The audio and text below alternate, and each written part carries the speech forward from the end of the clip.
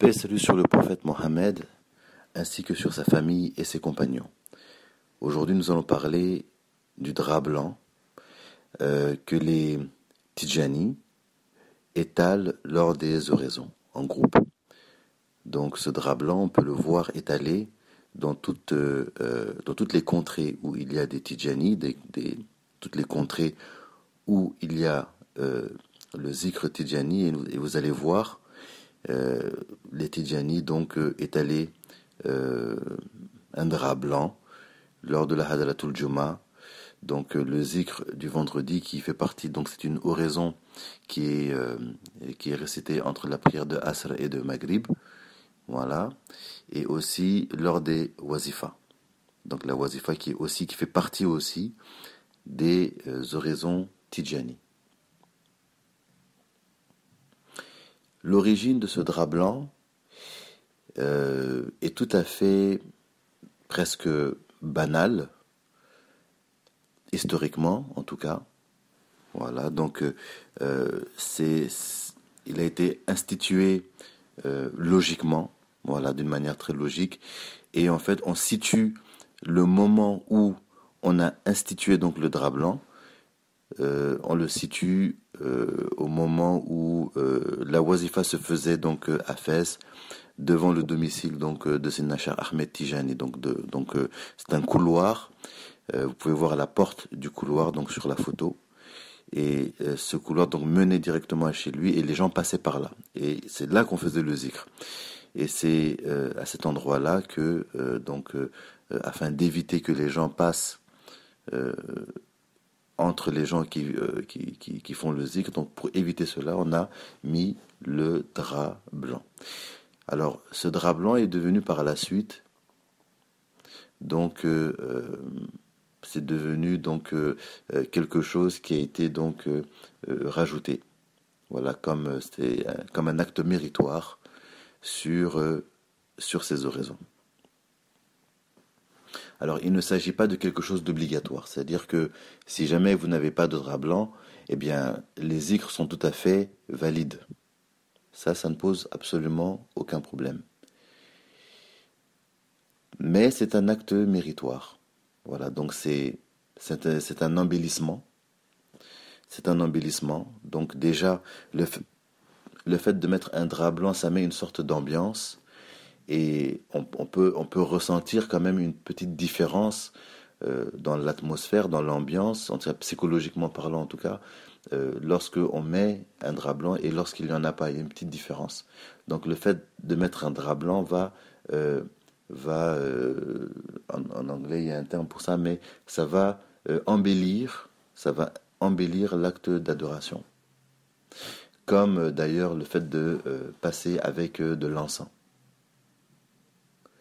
Donc tout ça, ce sont des actes méritoires. Le fait de passer avec de l'encens, de parfumer, ce sont des actes méritoires. Il est important de souligner que le fait de mettre un drap blanc est tout à fait conforme à la charia. Parce qu'on a déjà vu le prophète Mohammed sallallahu alayhi wa sallam, donc pour marquer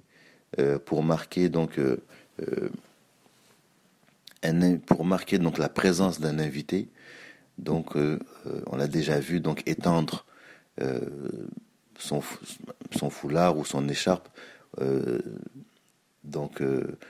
afin que personne de marque puisse s'asseoir, et c'est quelque chose que les compagnons aussi faisaient aussi, et c'est quelque chose qu'on peut même voir aussi dans les zaouïas. Si vous allez dans les zaouïas, si un cheikh important est présent, ou un invité est présent, ou un shérif, s'il y a un shérif, eh bien on va marquer sa présence par le fait d'étaler pour lui un tapis, ou déposer une écharpe afin qu'il s'assoie dessus. Et ça, c'est une manière de marquer donc l'honorabilité donc de cette personne-là. Donc c'est des choses qui sont courantes, c'est des choses qui se font, et c'est des choses qui sont tout à fait conformes à la charia. Lorsqu'on fait du zikr, il y a des entités spirituelles aussi qui sont présentes. Donc les humains ne sont pas les seuls à faire le zikr. Il y a des djinns qui viennent aussi, il y a des djinns qui, qui font le zikr avec nous, et il y a aussi des anges. Il y a des anges, il y a de nombreux anges, comme on peut le voir dans les hadiths, où le prophète paix et salut sur lui parlait donc d'une certaine catégorie d'anges qui parcourent le globe à la recherche donc de zakir, à la recherche de personnes qui prononcent des paroles saintes. Et ces anges, donc, comme le décrit le hadith, donc s'appellent entre eux et se regroupent autour donc de ceux qui font ces adorations-là. Donc les anges sont présents. Alors il y a les djinns, il y a des anges, et il y a aussi donc des humains, mais des humains qui ne sont pas vivants. Donc dans la wazifa, par exemple, c'est notoire, la présence du prophète Mohammed sallallahu alayhi wa sallam et des 4 califes est notoire, ainsi que celle de Sidna Cheikh Ahmed Tijani. Mais ils ne sont pas les seuls aussi. Souvent, il y a d'autres compagnons qui sont là aussi. Il peut très bien y avoir d'autres grands saints de la tariqa qui assistent aussi à la wazifa. Donc ceux qui font la wazifa ne sont jamais tout seuls. Même si vous êtes 2 à faire la wazifa, eh bien vous n'êtes pas seul. Il y a sûrement des djinns avec vous, il y a des anges, et il y a aussi des présences saintes, des présences d'entités saintes telles que le prophète Mohammed sallallahu alayhi wa sallam, les 4 califes, peut-être même qu'il y a d'autres compagnons, et on sait aussi que donc Sidna Cheikh Ahmed Tijani est présent, et il y a aussi la présence donc de grands compagnons qui peuvent être là aussi. Donc ça c'est des choses qui sont possibles quand on fait le zikr. Alors le fait d'avoir un drap blanc va aussi être une manière de marquer l'honorabilité, de marquer la présence de ces entités-là. C'est-à-dire que au début, la pose du drap était, la cause était juste pour donc empêcher que des gens passent. Donc ça c'est la cause donc banale, peut-être logique.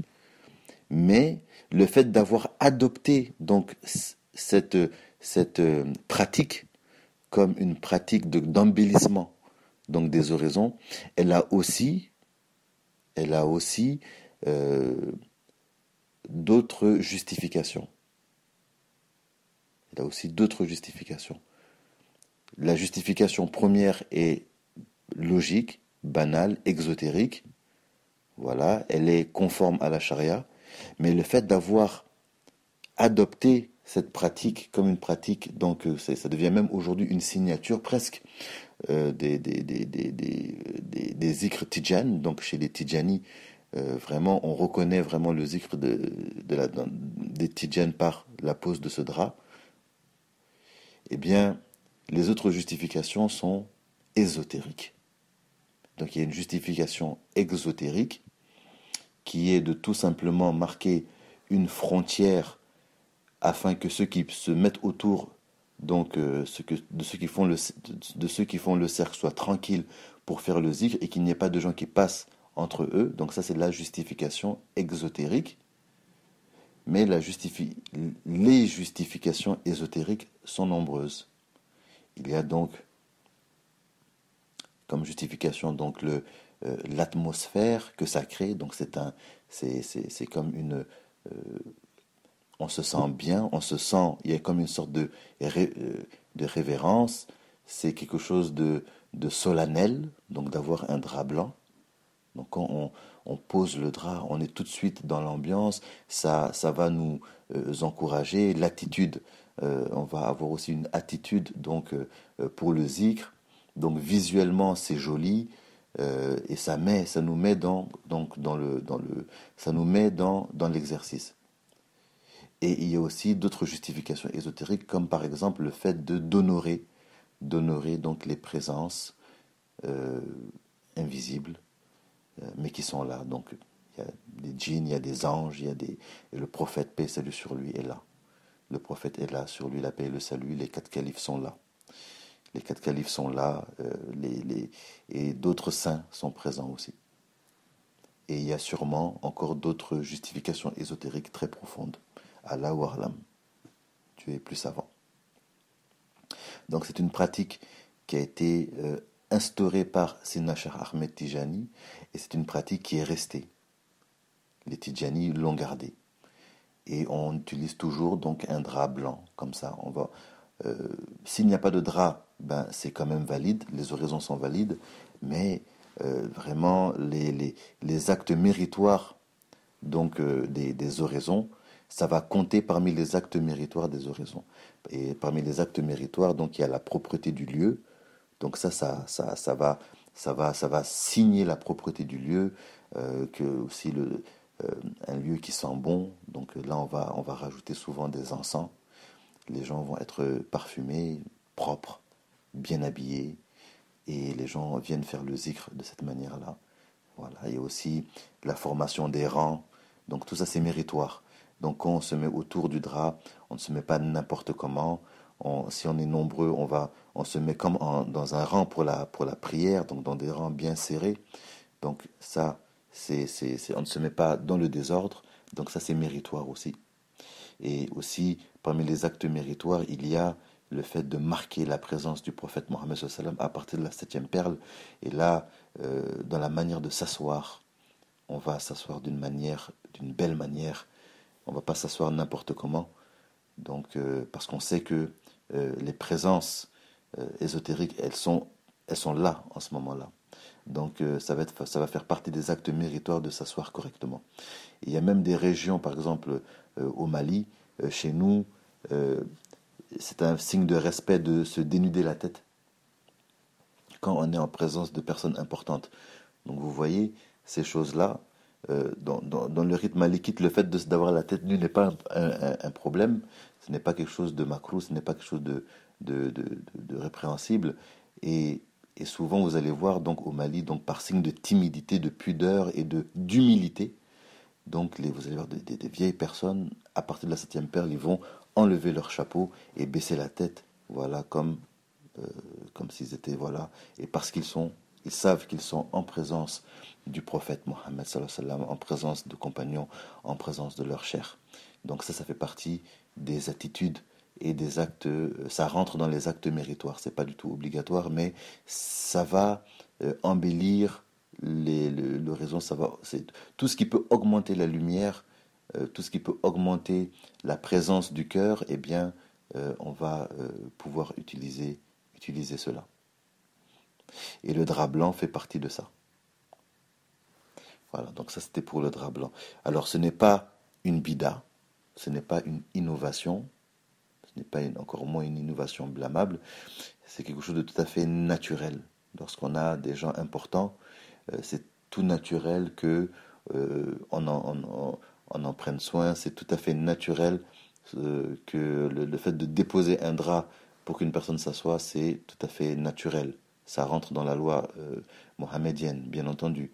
Et le fait aussi de délimiter une superficie afin que les gens ne marchent pas n'importe comment, si on veut délimiter une superficie pour pouvoir faire du zikr tranquillement, cela aussi rentre dans la loi religieuse. Donc vous voyez, exotériquement et ésotériquement, ça se tient.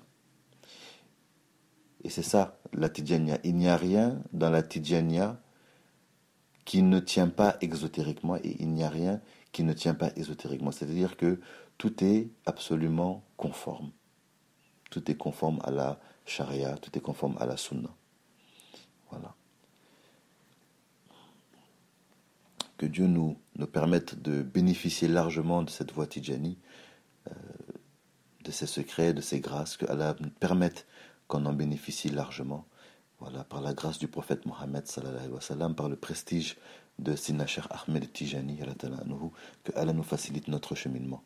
Allahumma salli ala Sayyidina Muhammadin al-Fatih lima ughliqa wal khatimi lima sabaqa nasiri al-haq bil-haq wal hadi ila siratika al-mustaqim wa ala alihi haqqa qadrihi wa miqdari al-azim. Subhana rabbika rabbil izzati amma yasifun wa salamun ala al-mursalin walhamdulillahi rabbil alamin.